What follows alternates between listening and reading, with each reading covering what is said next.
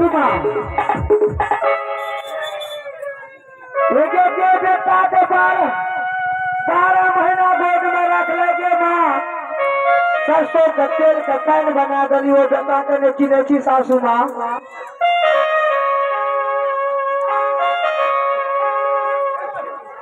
गई जाला दिए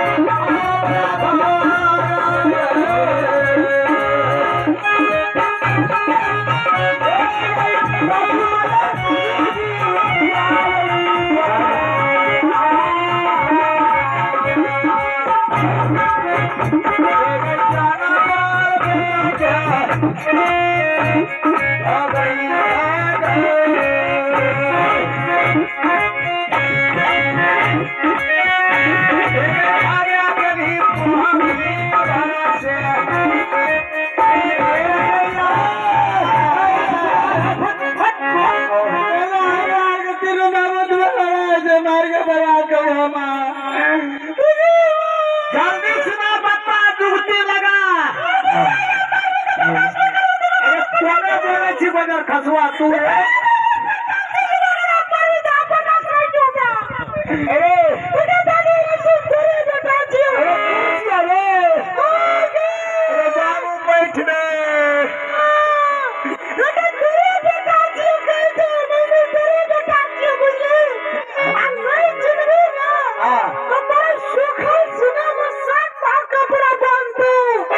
सीना में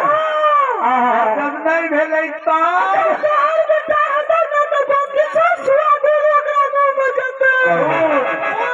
हमार पहले बात सुन हमें ठीक है कहीं हमें सीना में सात सीना में कपड़ा बांधे जाए अगर बजर खसुआ नहीं भेले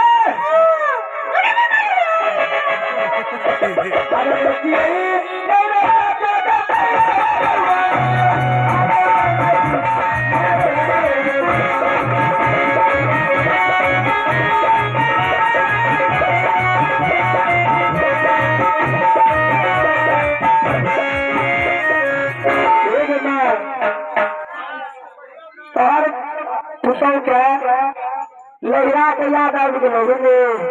आय कर परीक्षा किया लहरा के याद तेरा याद किया